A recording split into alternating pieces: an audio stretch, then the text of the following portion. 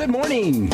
Greetings, friends, and welcome to The Bright Side, your nutritional program dedicated to the understanding of the vast world of nutrition and nutritional supplementation. I'm your host, Pharmacist Ben, nutritional pharmacist from Boulder, Colorado. I use nutritional supplements where other healthcare practitioners use toxic pharmaceutical drugs and sometimes deadly medical procedures.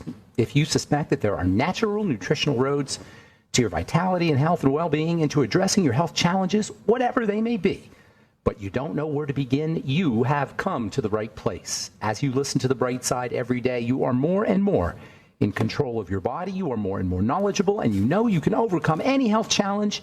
That is why we are here every day on The Bright Side, helping clear up the sometimes confusing world of nutrition and nutritional supplementation. Over the last 31 years of practicing pharmacy, I have seen drug-free recoveries from diabetes, hypertension, obesity, skin diseases like psoriasis, eczema, rosacea, acne, digestive ailments, autoimmune issues of all kinds, recoveries that by the standards of modern medicine can only be called a miracle, but what is in the world of the body, what is in the world of biology, standard operating procedure. Because the human biological system is a healing system, it's a regenerating system, it is designed divinely to heal and renew itself on a moment-to-moment basis, and while some folks may call that healing, renewing, regenerating system a miracle, it really is just the way the body works. If you have questions about health and nutrition or prescription drugs, we are here for you on The Bright Side. 844-236-6010 is our number, 844-236-6010. If you have questions about the longevity products, longevity business, ingredients, formulations, a health challenge you or a loved one may be dealing with, if you want to wean yourself off your medication and get on a good nutritional supplement program, 844-236-6010 is your number on The Bright Side. And we want to hear from you, especially if you have a success story you'd like to share or you just want to contribute to the conversation. 844-236-6010 is our number today and every day on The Bright Side. If you want to purchase any of the longevity products you hear advertised or recommended on the program, please head over to brightsideben.com, criticalhealthnews.com, or pharmacistben.com. We've got blog stories and news stories and videos, all kinds of good health information, as well as all the longevity products. You can purchase them right off the website, or you can call the phone team at 866-735-2470. That's 866-735-2470. Ask them about joining the Bright Side Ben team. If you want to start a longevity business, if you're an entrepreneur or you like the entrepreneurial lifestyle, if you want to make your own hours, work out of the home, enjoy the tax benefits associated with having your own business, if you're health-minded yourself, or if nutritional supplementation has helped you, or if the longevity products have helped you, why not help spread the word and make a little bit of money at the same time? Help spread the word about the power and importance of a good nutritional supplement program, as well as the longevity products and the longevity systems. Call 866-735-2470. They can give you all the information, or you can sign up right off the website for a one-time $25 fee. You can start a business. Just sign up at brightsideben.com, criticalhealthnews.com, or pharmacistben.com. Also, we want to remind you to check out our Truth Skin Health products at truthtreatments.com. Our Truth Retinol 5% gel if you're dealing with dark spots or acne blemishes. If you're looking for an anti-aging product, retinol is your go-to over-the-counter anti-aging, anti-wrinkle product. It's also wonderful for treating acne blemishes. Just as a general skin conditioner, if you know about the power of exfoliation and the power of peels, then you want to use retinol. And not just any retinol, you want a good old dose of retinol, and that's what our Truth Retinol 5% gel will get you, not just retinol, but also vitamin C. Never any preservatives, fragrances, fillers, waxes, silicone, oil, emulsifiers, water, nothing your skin doesn't need or doesn't want in any of our Truth Skin Health products. Truth Serum, Truth Balm, Truth Omega-6 Healing Cream, and Truth Retinol 5% Gel. They're all up at truthtreatments.com, truthtreatments.com. Okay, welcome back to The Bright Side, friends. On our last program, we were talking about eating and excitotoxins and the link between our health and the manipulation, the chemical manipulation of our food supply, as well as the manipulation of our drives, to eat those chemically tweaked foods. Obviously, eating something we all have to do.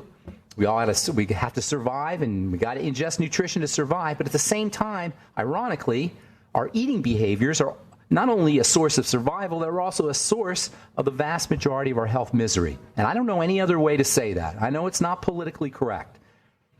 I know you can't beat people up for eating, and it's just, You got to be polite, and I understand that, and I don't mean to be mean-spirited here, but the vast majority of us have an eating disorder, and that includes me.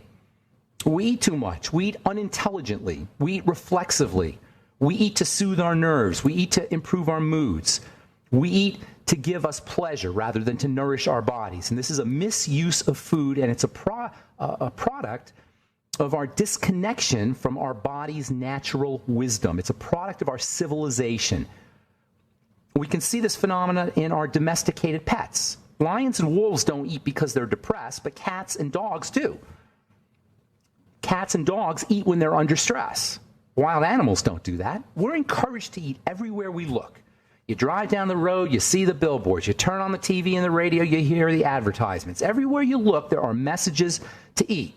And the price we pay for this food abuse is illness. It's not what we want to hear, and I'm not preaching as I have my own eating disorders. I'm fully aware of them.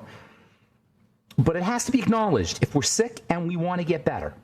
It has to be said if we are serious about our health. If we're serious about reversing illness and disease, if we're serious about our longevity, we have to acknowledge our misuse and abuse of food as the root of most, if not all, of our long-term chronic degenerative health diseases, health challenges.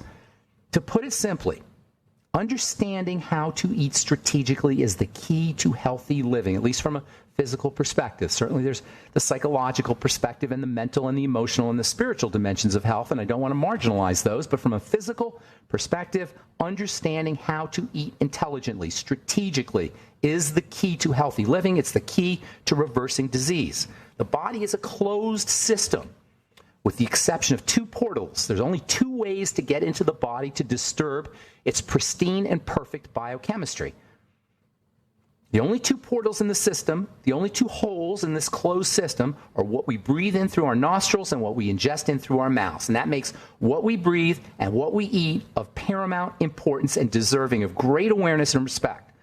Now, as important as what we breathe into our nostrils, into our lungs is, it's nowhere as complex as the stuff that we eat. There's not a lot of things in the air that we breathe, although these days there's a lot more things than there used to be, but it's still not as complex as what we're eating. Food represents the input of a complicated blend of chemicals that today is made up of hundreds, perhaps thousands of different chemical structures and combinations, many of which made their appearance only in the last couple of hundred years. This is a mere blip in evolutionary terms, and the body has simply not had enough time to adjust and develop the mechanisms required to process these chemical combinations and the large amounts of them. In many ways, our health problems are eating problems, and our eating problems are energy problems. The brain loves high-energy foods, which for hundreds of thousands of years was not a problem for two reasons.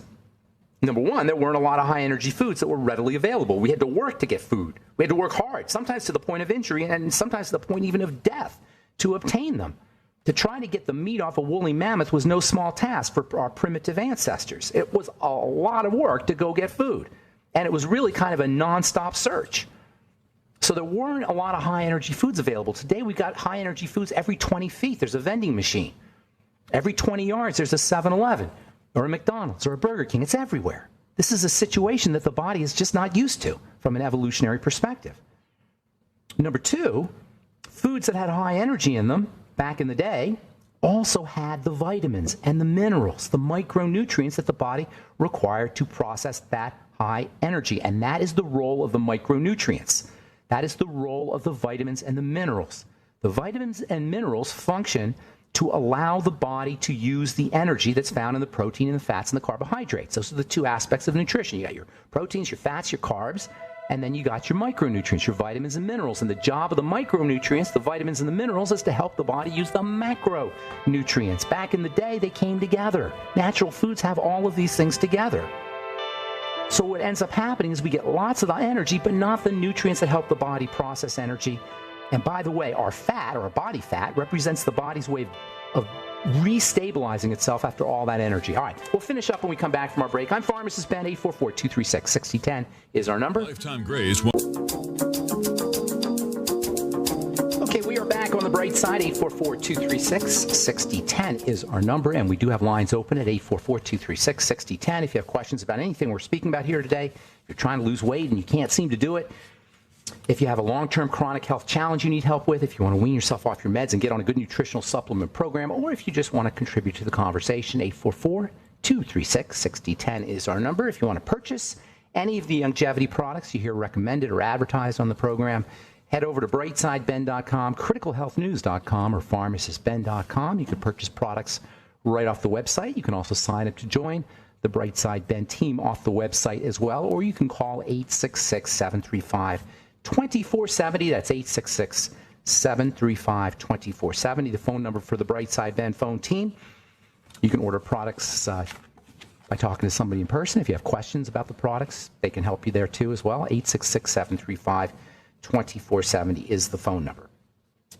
Okay, so the brain loves high-energy foods. For thousands of years, that wasn't really a problem. There weren't a lot of high-energy foods available, and the foods that were available had the micronutrients in them that helped the body process the macronutrients. Today, that doesn't happen. That's what a processed food is. A processed food is a food that has lots of the energy, the part of the food that activates the brain's pleasure chemistry without the micronutrients that are required. You might ask, why are the micronutrients extracted or removed from the macronutrients in a processed food? And the answer is because when you take the micronutrients out of the food, the bugs won't eat the food.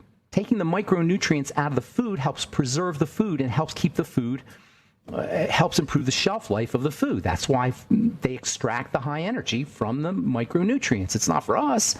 It's so they can sell more product. Oh, yeah, they'll throw a few smatterings of nutrients in there, but the whole food contains just the right amount of micronutrients that the body needs to process the macronutrients. The body and the brain crave high energy because energy facilitates survival. But without those micronutrients, that energy is not useful. That energy doesn't do anything for us. That energy doesn't give the body what it needs. So we keep going for more and more energy because we're not making use out of the energy we're getting. The nutrition word, by the way, for energy is calories. So we get lots of calories, but we can't use those calories. And those calories and that energy has a destabilizing effect on the body. So the body has to restabilize itself by stashing those calories away. Calories and energy have a destabilizing effect, especially if there's no micronutrients to use those calories. So the body will stash those calories away. It will stash that energy away. And that's what we call our body fat. And on top of all of that, because pleasure is linked to energy ingestion or calorie ingestion, we have an added incentive to go for energy and calories. So we go for the energy, we go for the calories because we're not being able to use them. So the body sends out these signals to go out and get some more calories. And on top of all that, because pleasure is connected to the ingestion of energy, every time we eat a candy bar or every time we eat some kind of high energy food, we get a surge of pleasure chemical. Pleasure brain chemistry. Over the last 200 years, food processors have figured out that they can make billions of dollars, trillions of dollars, if they can produce high energy foods cheaply and then sell them. They figured out how to compress the energy and how to make food super high energy artificially. Even better, they figured out what chemicals can trick the brain into thinking it's about to get high energy foods. And the net result is the body keeps inputting energy in a way that it's not equipped to handle. And that much energy destabilizes the body. It has a destabilizing effect that the body now has to use resources in order to deal with the very resources that are supposed to be in those high energy foods that we're not getting. So it's a 1-2 punch. These high energy foods cost us nutrients because the body now has to figure out a way to process all that energy. And the foods that we're eating are devoid of the very nutrients we need to process them. And that, my friends, is a big, big problem. It is the big problem. It is the ultimate problem when it comes to our health or the lack thereof, when it comes to the disastrous state of our health as a culture, as a country, and as citizens of the world, because this is not a problem that's isolated to this country. This is a problem that is all over the Western world, all over the world, not just the Western world, all over the world. And what's the solution? It's simple. It's easy. Actually, it's simple, but it's not so easy. It's simple because it doesn't take much brain power to do it. It's not easy because our brain is not wired to go that way, and it's called calorie restriction. That is the solution to the problem, calorie restriction. The ultimate health strategy for everyone, and this flies in the face of the messaging that we are bombarded with every minute of every day, restricting our calories. It's simple, but it's not easy. In order to do it, in order to leverage it, in order to take advantage of the power of calorie restriction, we've got to understand what exactly is happening and why we can't stop eating. For thousands of years, the scarce situation, energy scarce situation that we had to deal with, thousands of years of scarcity, has caused us to seek out calories, has led us down the evolutionary path of searching for calories. And on top of that, to associate pleasure from a biochemistry perspective when we eat those calories. Biochemicals of pleasure, brain chemicals that cause us to feel pleasure, lead us to ingestion or endless ingestion of calories. To stop this endless drive for calories and energy in food, we need to understand that we're eating to satisfy our energy requirements and to access pleasure chemistry that's switched on when we get that energy, get those calories. And then we need to be taking countermeasures. Using micronutrients is one of the most important countermeasures we can do. Using micronutrients to help the body access that energy so we don't need to be ingesting as many calories to get energized. Use your BTT with your meals. Use your Beyond Tangy Tangerine with your meals. Supplement with micronutrients with your meals. It'll help your body access the energy that's locked up in our foods, locked up in the foods that we're eating. This is why people lose weight and have reduced appetite when they start the Beyond Tangy Tangerine, when they start on a micronutrient supplement program. This is one of Dr. Wallach's brilliant insights, as he realized that the lack of micronutrients, which begins, by the way, at the level of the soil, is responsible for our disease states, not getting the vitamins and not getting the minerals that are supposed to be in the food. And then we got to learn how to access pleasure chemistry in more healthy ways. To put an end to endless eating, we got to learn how to access our own pleasure chemistry willfully, volitionally, internally. Access pleasure chemistry without having something from the outside cause it. The brain, the most important brain chemical that's associated with pleasure is the reward neurotransmitter known as dopamine. Dopamine is our we just won the lottery neurotransmitter. When dopamine spikes, we feel like we just won $1 million. It's our yippee hormone. It makes the brain say, whoa, all is right, all is great, what a wonderful world. And one of the fastest ways to increase the activity of dopamine is to eat calories, especially high calories and energy-dense foods like desserts. Desserts will spike your dopamine. Coca-Cola will spike your dopamine. Candy bars will spike your dopamine. We are eating to spike our dopamine. But there's other ways to spike dopamine. There's other ways to hit the dopamine button to make the brain go yippee. Finishing a project upregulates your dopamine levels. When we complete a goal, we get a hit of dopamine. You know how you feel really good when you do something that's been sitting around for a while? You clean your kitchen finally, or the garage, you write that paper or that book, or whatever it is that you do. You finally finish it. It feels really good. That's dopamine. That's why writing down your goals can be so helpful. It's all about dopamine and brain chemicals. All right, we'll finish up about dopamine when we come back from our break. I'm Pharmacist Ben. You're listening to The Bright Side. 844-236-6010 is our number. We will return right after this. All right, we're back on The Bright Side. I am Pharmacist Ben. 844-236-6010 is our number. We do have lines open. 844-236-6010 if you have questions about anything we're speaking about here today, the longevity products, longevity business, our Truth Skin Health products, formulations, ingredients, or if you just want to contribute to the conversation, 844-236-6010 is our number on The Bright Side, and we'll get your calls here momentarily. A couple of cool stories here from the Perelman School of Medicine at the University of Pennsylvania. Timing meals later at night can cause weight gain and impair fat metabolism. New findings suggest eating late at night could be more dangerous than you think compared to eating earlier in the day. Prolonged, delayed eating, that means eating later in the day or eating at night, can increase weight, insulin, and cholesterol levels and negatively affect fat metabolism. One of the greatest ways, one of the easiest ways to lose weight and to leverage the power of ketones, of ketone bodies, is to stop eating at 4 or 5 o'clock and don't start eating again until 11 or 12 the next day. Yes, skip breakfast. Skip dinner and skip breakfast. Just give yourself a little 5 or 6 hour window of eating. Say eat between 11 o'clock in the morning and 4 or 5 o'clock in the afternoon. And then stop eating. You eat for 6 hours a day, and then 18 hours a day you don't eat.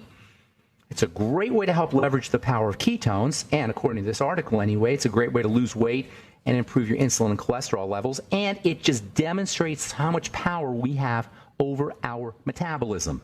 The nonsense, the utter intellectual and biochemical and scientific bankruptcy of using drugs to control your insulin levels or to control your weight or to control your cholesterol levels is just staggeringly stupid.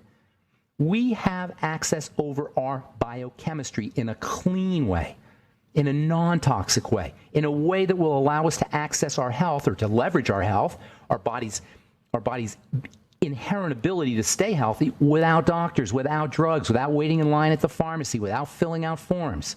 We have access over our biochemistry through our lifestyle choices, and something as simple as timing your meals more effectively can create dramatic changes in your metabolism, specifically around heart health and blood sugar health. All right, from the journal, where is this from here? This is from The Conversation, website The Conversation. According to the European Federation of Allergy and Airway Patients, around 65% of children are affected by 18 months of age. And this has more to do with what's happening after we're born than it has, or has less to do with what's happening after we're born than it does with what's happening before we're born. And that means mothers have a major role to play in how their babies will be affected in terms of allergies. Allergies start before we're born, based on what moms are eating, based on how moms are thinking, based on the nutritional status of moms. All of this means that if you're pregnant, it is extra important to make sure you're on a supplement program, and your prenatal vitamins aren't going to cut it. Your stress levels are important. Ingesting foods that amplify the stress response can have a negative impact on babies when it comes to their allergies. And when we're talking about allergies, we're not just talking about seasonal allergies, although, yes, that plays a major role. One of the most important things moms can do is to support their intestinal health because of the connection between the immune system and good bacteria in the gut, not just for mom, but also for babies. Reducing sugar intake is also going to be helpful. Staying away from foods that cause digestive distress. And by the way, psychological stressors can also have an impact on baby's immune system before baby is born as well. And speaking of stress, this is from the journal PLOS One, Public Library of Science. 1. Internet withdrawal increases heart rate and blood pressure. A study that involved 144 participants had their heart rate and blood pressure measured before and after a brief internet session. Their anxiety and self-reported internet addiction were also assessed. Results showed increased in physiological arousal on terminating the internet session that showed up as increases in heart rate and blood pressure, as well as increased feelings of anxiety. What this tells me is that heart rate and blood pressure are linked to stress, the stress response. It also tells us that the difficulty people have quitting addictions and dealing with withdrawal symptoms is really a function of cortisol and the stress response system. That's why I always say, if you're trying to wean yourself off of drugs, if you're trying to wean yourself off of medication, relax the body. Do everything you could do to relax the body. If you're addicted to pain pills and you have to get off of them, it's a must that you get off of them, or cigarettes, and you have to quit, or whatever it is that you're addicted to. Learn to take advantage of the body's relaxation response. Muscle relaxation, massage, yoga, hot water, hot baths. If I was trying to quit pain pills, I would be staying in the bathtub. I wouldn't be getting out of it. If you're trying to quit something, if you're trying to withdraw off of something you're addicted to, and by the way, that includes sugar, be kind to yourself. Be loving to the body. Reduce cortisol levels. Slow, deep breathing is a wonderful way to reduce cortisol levels. And by the way, that's not just true if you're trying to wean yourself off of a medication or sugar or trying to quit smoking. It's also true if you're just trying to lower your blood pressure, if you're just trying to reduce the markers of elevated cortisol, if you're just trying to get healthier. Learning to access the relaxation response, learning to reduce the stress response is, along with eating behavior, probably the single most important, one of the two most important things you could do to stay healthy, whether you're dealing with a chronic illness or not, especially if you're dealing with a chronic long-term health challenge. Okay, 844-236-6010 is our number. Let's go to Georgia and welcome Don to the bright side. Good morning, Don. How you doing? Good. How you doing, Ben? Good morning, Donald. So, God Don? bless you. Good morning, Don. Yep. Can you hear me there? Don? Hello? Where Don is. Going once, going twice. Yeah. Ben? All right, put Don back on hold here, and we'll go to Irene in California. Good morning, Irene. Hi, good morning. I have or kind of had the whole adrenal fatigue thing, and you helped me get over that. And then I kind of... What'd you do, by the way, before you go on there? I did zinc, and I'm not sure if I did copper, but I did zinc, and selenium, and breathing, and I can't remember what else you told me. What did you do? Did I talk to you on the radio or on the phone? Oh, on this show. The show. And then what did you do? Tell me how you did the breathing. What was your strategy for breathing techniques? I would just slow down and just start breathing slowly and, all that. And you noticed a difference? Oh, yeah. Yeah. That's beautiful. I mean, it took about 6 months. I think the main thing was the nutrition. Well, good for you. That's awesome. Yeah, and I did tangerine and all that. So good deal. So you changed your life. I did. That's wonderful. So how can we help you today? So, I got a little lazy, and so I reordered selenium and zinc. I went to the store and got zinc picolinate. Okay. And then I also got chelated copper. Good. Right. Zinc and copper go together. When you take more zinc, you're going to lose more copper. So you always want to take them together. Okay. Well, I read a week ago or something that if you have adrenal, then sometimes you can't digest copper. When I take these pills, I get a stomach ache. You might want the copper you're talking about or the zinc? Yeah. You might want to switch the type of copper that you're using. That's number one. Okay. Now, if you're not utilizing copper, that's more about the liver than it is about the adrenal glands. Copper, as important as it is, does require a certain protein to be produced in the liver in order for your body to access, for your body to take advantage of that copper. So a couple of things that you might want to consider, and they involve the liver. We got to take a break. Can you hang on for us, Irene? Yeah. All right, we'll take a commercial break. We'll finish up with copper and bound copper is what it's called. We'll talk about bound copper in the liver. When we come back from our break, 844-236-6010 is our number. I'm Pharmacist Ben. We will return with more good health information on the bright side right after this.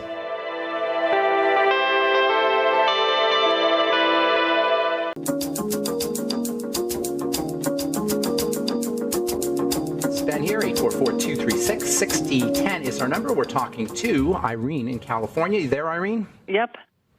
Okay, so here's the deal with copper. Super important mineral. It helps balance out zinc. It's involved in production of collagen. A whole bunch of enzymes depend on sufficient intake of copper. Most people will get enough copper from food, but it's not a bad idea to supplement, particularly if you're using zinc. But you got to make sure your liver is working correctly. Now, if you got sick, if you got an upset stomach from copper, that doesn't necessarily mean that you're having an absorption problem.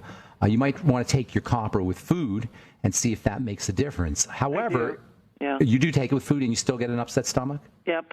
Okay. Well, I don't know necessarily that would indicate that you're not utilizing the copper. Although you may want to focus on the liver. In order for copper to be taken advantage of, in order for the copper to really be used for the production or the activation of enzymes and the production of collagen, etc., you have to make sure that your liver is working correctly. Copper is very dangerous stuff in a way. So is iron, by the way. Sometimes minerals can induce oxidation, induce aging. And so the body has to handle these things really, really closely and carefully. There's a protein that's made in the liver. It's called ceruloplasmin. You don't have to necessarily remember that, but it's a compound that is responsible for how the body utilizes copper, how it excretes copper. And without this protein that binds copper and allows it to be used, you're not going to be able to take advantage of it. Liver disease is extremely common. You might not even know that you have liver disease. 100 million Americans have what's known as NAFLD, non-alcoholic fatty liver disease. If you're drinking alcohol, it's even more likely that you're going to have a liver problem. But even if you're not, most of us are going to have a liver problem just because of the way we eat in this country. So focusing on liver health is incredibly, incredibly important.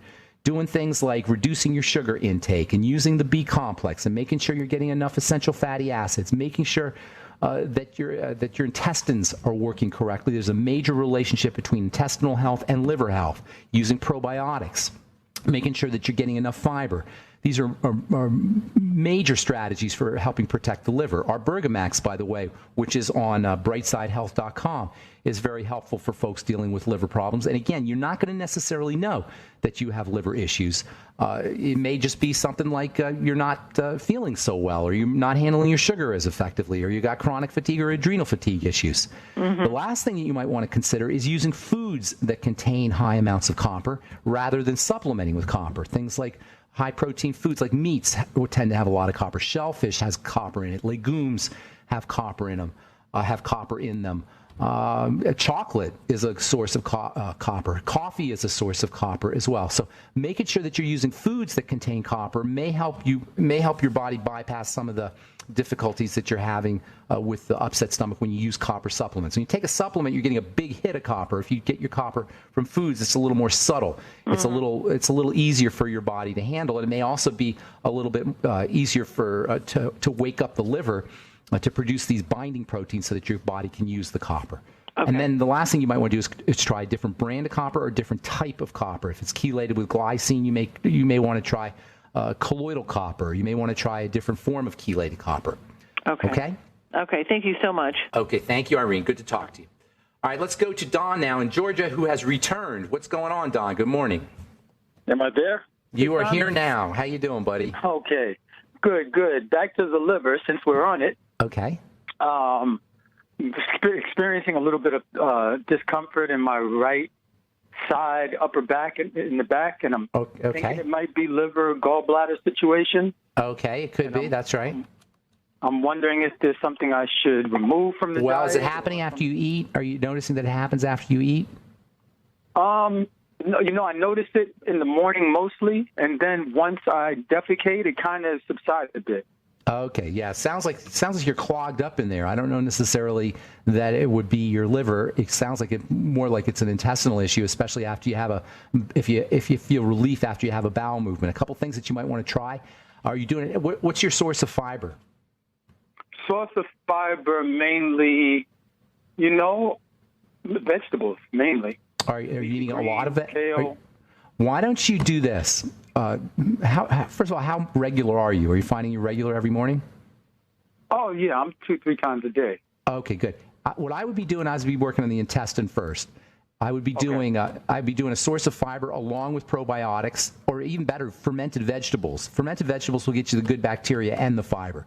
That's a good intestinal strategy. It sounds more like you're having an intestinal problem. I would say that if you had the discomfort an hour after eating, or half hour to 2 hours somewhere in there after eating, I would say it would be more of a liver or a gallbladder issue. The fact that it's happening in the morning tells me that stuff, and you find relief after you have a bowel movement, tells me it's more like stuff is backed up a little bit, or something's not moving along as it should at the level of the intestine. So that's where you want to be focusing on, at least first. Use cartilage-containing products. That can help.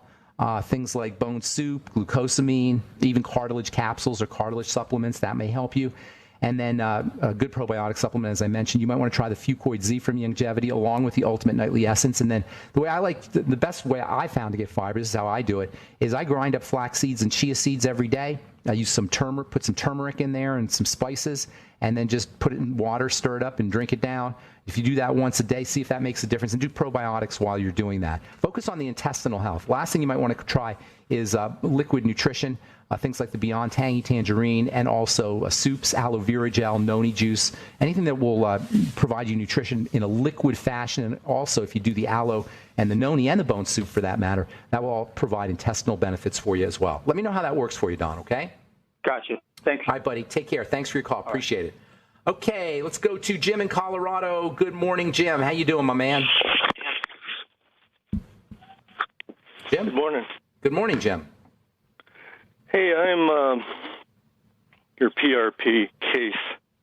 Oh, Jim. And Jim, how's your skin doing? How's your skin? No, it's actually getting worse. I'm getting a lot of this what they call elephant skin wrinkling. That's not good, buddy. Now, did you do all the food stuff? Yeah, I did a fast, and then I did what I think is elimination diet, and What'd you find? I really couldn't tell any. Nah, we didn't do it right. Difference. We didn't do it right. Listen, Jim, you need a little bit more hand-holding. I got to work with you personally. Can you give me a call or send me an email? Sure. Okay, why don't you do that? I can't do this on the radio. We only have about a minute here, but I want to help you out, okay?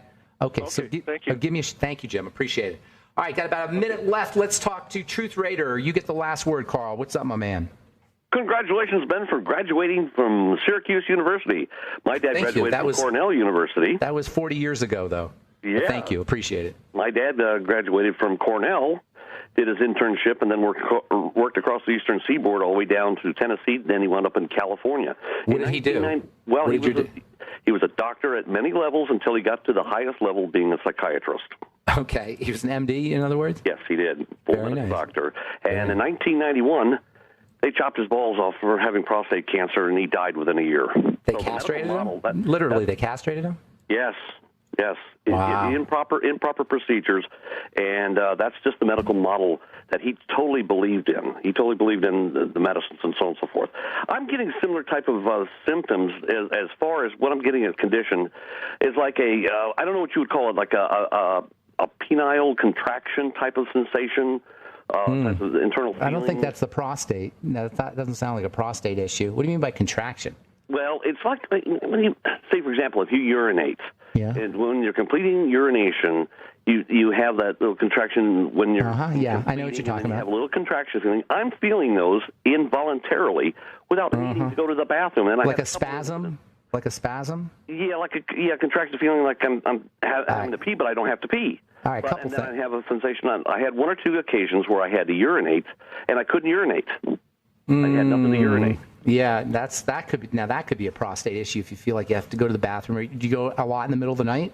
No. It's just the first time, or for a couple of incidents of this happening over the past few days. I would be guessing that it has something to do more with spasms, and there's muscles in there, so the control the flow of urine and control the movement of fluids through the bladder and the urethra and the ureters in that whole area. So what I'd be doing is I'd be working with, whenever you have spasm issues, you want to work with electrolytes and the B complex. Now, the B complex and electrolytes, it's very common that you can be deficient in these things because they come out in your urine. And if you're not replacing them throughout the day, and it's very important to replace them all day long, not just once a day or twice a day, but all day long, using things like the B complex and the Beyond Tangy Tangerine, and also electrolytes in the Beyond Tangy Tangerine and vegetable juices. Between BTT, Beyond Tangy Tangerine, and lots of vegetable juices.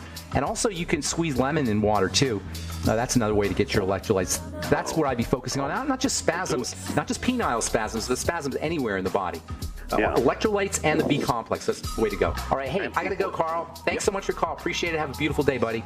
And I hope we helped you out. Hope we helped all our listeners out today on The Bright Side. I'm Pharmacist Ben. Thanks for listening. Have an awesome, wonderful, beautiful, spectacular day.